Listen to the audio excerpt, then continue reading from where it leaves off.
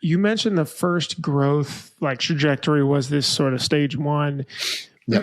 With kind of networking and just going over the top with a lot of these customers and handling their stuff, especially as they were young companies back in late 2008 to 10 or so.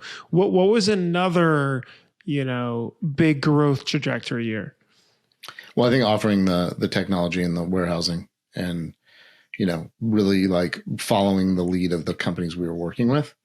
Because we really were early on. I mean, like Shopify was maybe a couple of years old when we started using it. Maybe like we could only do really basic stores at that point. I mean, there just wasn't anything there. There was so that was like employee fulfillment type work, or was that also okay? So anybody could buy their stuff. They had a customized store. What year was that? It's like a pre-orders, yeah.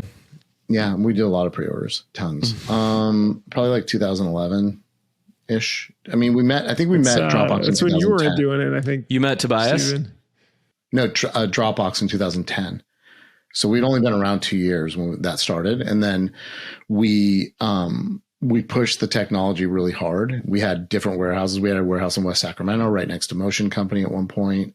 We had one down in South City, and then we eventually got this giant in the TV station that was there is like sort of local famous. It was called Coffee TV 20, and they used to do this show called Dance Party. So every time I mention that the space to a local that grew up here, they're like Dance Party, and like, it was like a thing. It was like the American Bandstand of San Francisco. So, it was like it's a fun story. And so what we did was we just basically gutted the inside of the warehouse because they had big sound stages back there. And we built, we built out racks. And then at first we installed screen printing equipment, and then we took it out. And now it's just like storage, kitting, picking and packing, single